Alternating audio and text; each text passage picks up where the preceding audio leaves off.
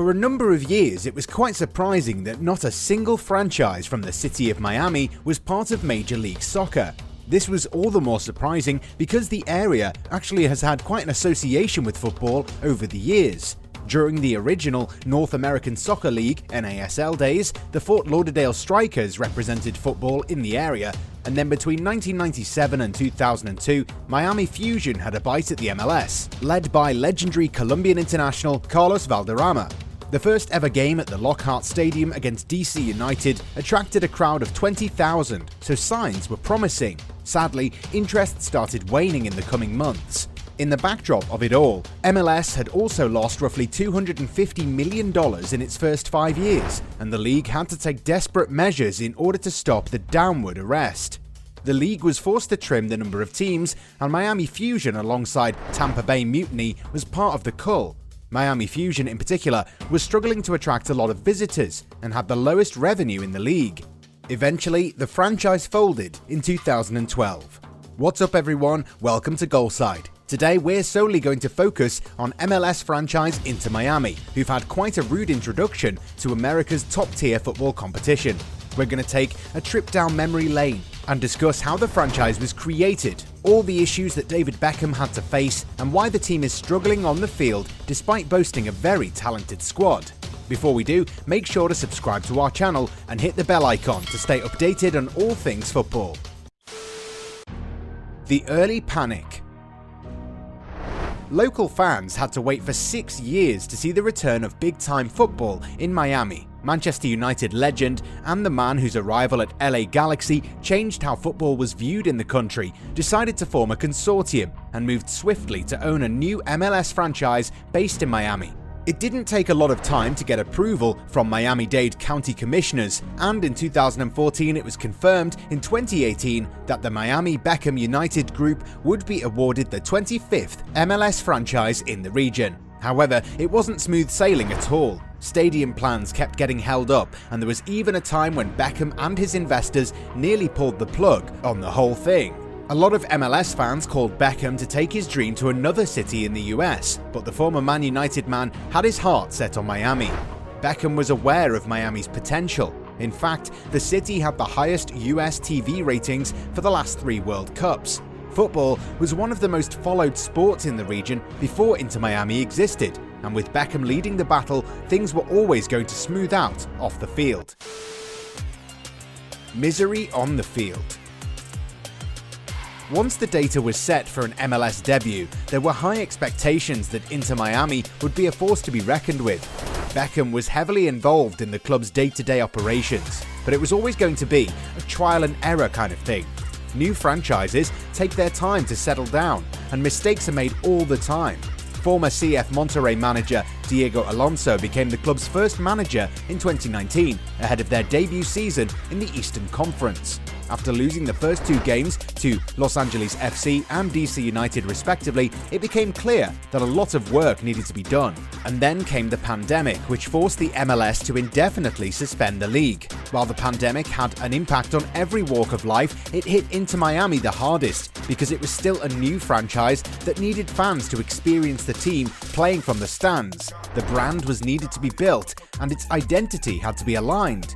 You can't blame Diego Alonso for a forgettable inaugural season where the team finished 11th in the final standings. The Mexican's arrival coincided with the lockdown situation, and he never really had a chance to help the team set a certain rhythm that you need to move towards a certain objective. While they were solid at the back, scoring goals was an issue. Eventually, Alonso had to move on.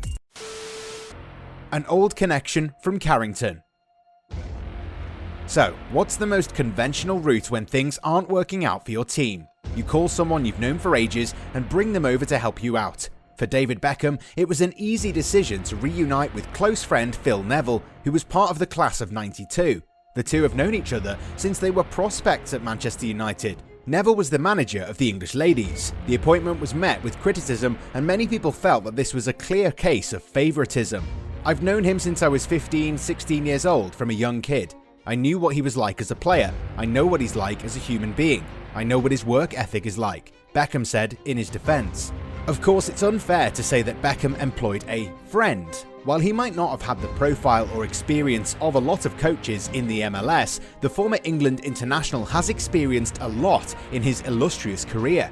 People at the club feel that Neville is a detail-oriented and highly organised person whose man-management skills are going to help the team go forward towards a more prosperous era.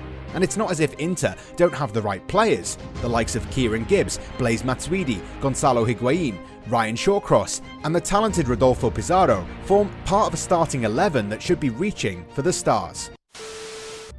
Misfiring side or a bad manager?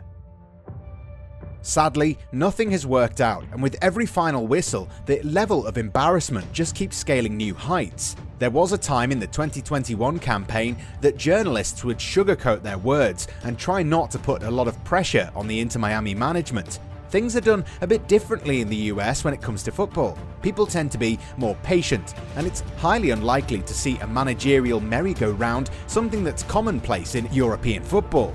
Neville's Inter Miami tenure has been nothing short of a nightmare. The worst part is that this team hasn't even reached rock bottom yet, so you can imagine how bad things are. Recently, they were given a 5-0 hammering by New England Revolution. The game itself was quite an expose of psychological barriers that undo everything the team has done. This was their 6th loss in a row. Such results normally result in a change of hands, but Neville has been given the chance to dig himself out of a bottomless pit that the franchise has become. You've got to wonder whether he's got the mental strength or the tactical acumen to end this record-breaking slump.